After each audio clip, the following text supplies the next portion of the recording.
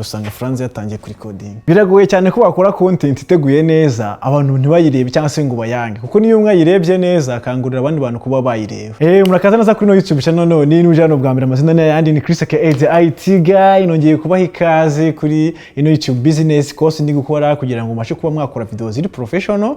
Uyu munsi rero ngiye kubereka uburyo ki ushobora kuba wategura content ku buryo abantu bazira bakavuga ati kabisa no content iteguye neza. Ubwo buryo rero turabagabanyamo ibice bigeze muri bingahe, ibice bigeze muri mu bice bitanu. Okay. Uburyo bwo gutegura video burimo ibice bitanu bikurikira. Ngiye kugenda mvuga buri gice nanakirambura kugira ngo ugende ugira amakuru kuri iki gice neza, umenye ngo kino gice kijyanye n'ibi ngibi ndetse n'ibintu bigiye bikubiyemo. Rero ugiye gukora ama video cyangwa se gukora ama contents, ubwo mukuru icyo bita framework. Framework ni uburyo ushobora kuba wakora, navuga nk'iki se wenda nka blueprint. Blueprint ni nka plan. Okay, plan y'inzu. Iyo bavuze ngo plan y'inzu, uvuga ngo ugiye gukora content ugomba gukora icyo bita blueprint cyangwa se ugakora plan y'uburyo ki ukoramo ama content yawe.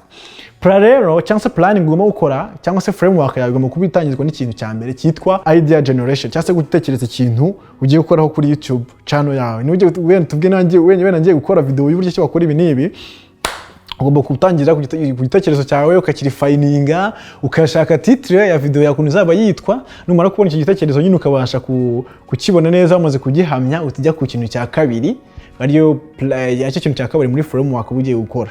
Ikintu cya kabiri rero ugira ngo ni iki? Ikintu cya kabiri ni ugufata cya gitekerezo ukakirambura nko kurambura metero gutya. Wamara kurambura cyo gitekerezo cyawe rero ukagenda ukandika script ukavuga ati okay, muri video yanjye wenda ningiramo hagati ndafata umusego wenda ngire gutya mushyire hano, cyangwa se ukavuga uti wenda nzongera wenda nzatangira ndyamye mu ntebe.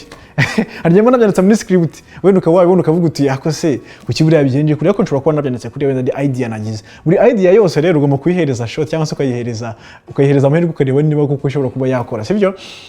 Ikindi kintu rero cya gatatu, niyo umaze gutekereza za video zawe ukabasha kwandika script neza, ukurikiyeho kuri no kujya kuri action cyangwa se kujya kuri set, ukagenda ugashutinga no za video zakoze filima, ugakora sound, ugakora light nziza, no warangiza video yawe ukaba ufite ama footage asa neza, agaragara neza, bigaragara ko video zawe wazishutinze neza. Ubwo cyari ikintu cya kangahe cya gatatu. Ikindi kintu cya kane rero ni ikintu bita editing.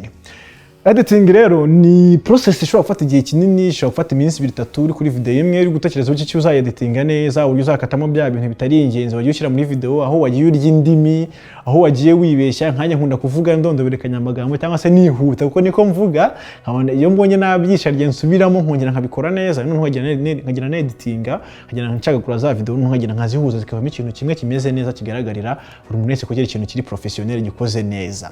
Ikintu cya nyuma rero ni ikintu bita publishing. Publishing rero ni uburyo ushobora kuba wakora ama videos, wafata ama videos wamaze gukora ntukayahereza abo yagenewe, ukayahereza audience. Kuyahereza audience rero ni kwa kunyine uvuga ngo ngiye kurekura video cyangwa se ngiye ku-uploadinga video. Ushobora ku-uploadinga wenda ikaba iri unlisted ariko ukaba uri ready gupublishinga video yawe. Nujya gupublishinga video yawe rero hari ibintu byinshi ugomba kwitaho, nk'ubyo wenda titre zaba imeze, user description washyizemo, nyine ibyo ukagenda zo details ukagenda uzitaho, ama thumbnail wakoresheje kugira ngo nyine publishing yawe nujya ku-publishinga video ize kuza itagize nyine idatandukanye, ahubwo isa nkaho hari ikintu kimwe ugiye guhereza abantu runaka.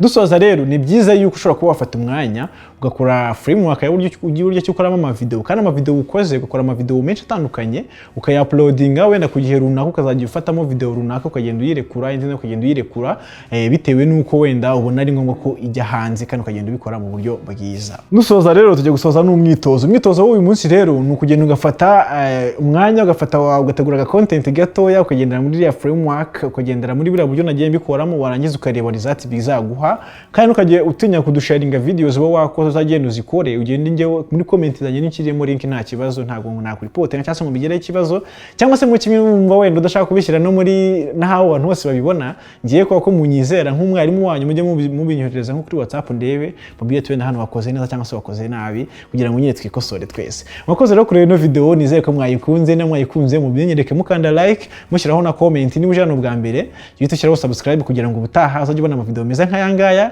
Ndabizaza ko ntazabatenguha rwose, ndankomeza amaherezo utuntu tw'ubwenge. Mwakoze cyane rero, naho ubutaha. Ciao ciao, bye.